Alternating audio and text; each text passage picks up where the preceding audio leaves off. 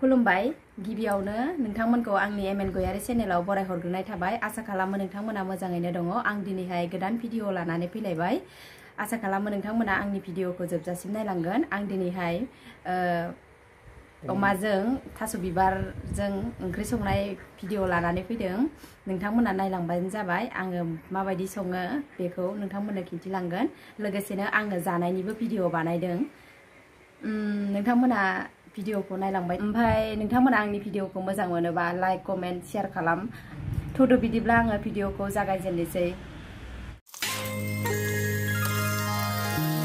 आङो थाव फुदुंनाय ओमफ्राय बेदर होनाय बेफोरखौ आं नोंथांमोननो खिन्थिलायदियासै। डाइरेक्ट बेदरा मोनबायमोन बेवहायसो आं नोंसोरनो देखायबाय। नोंथांमोना नायलांदो।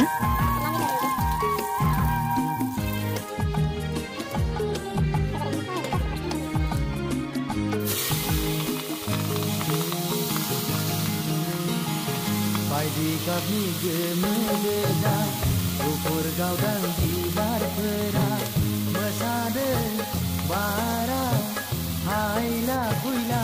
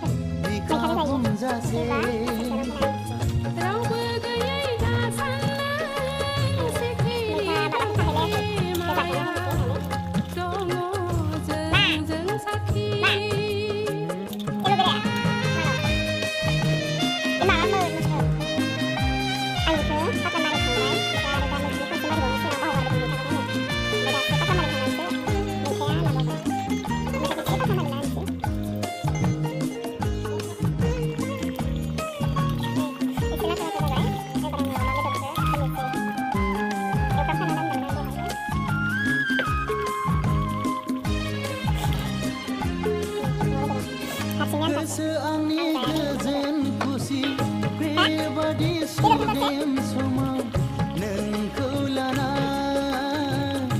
देनांनि खानाय खफाव फारसे बिबार थेबना समायहोनि। दासो नुदों नोंखौ सना जेरै राथुंदि। दासो नुदों नोंखौ सना जेरै राथुंदि।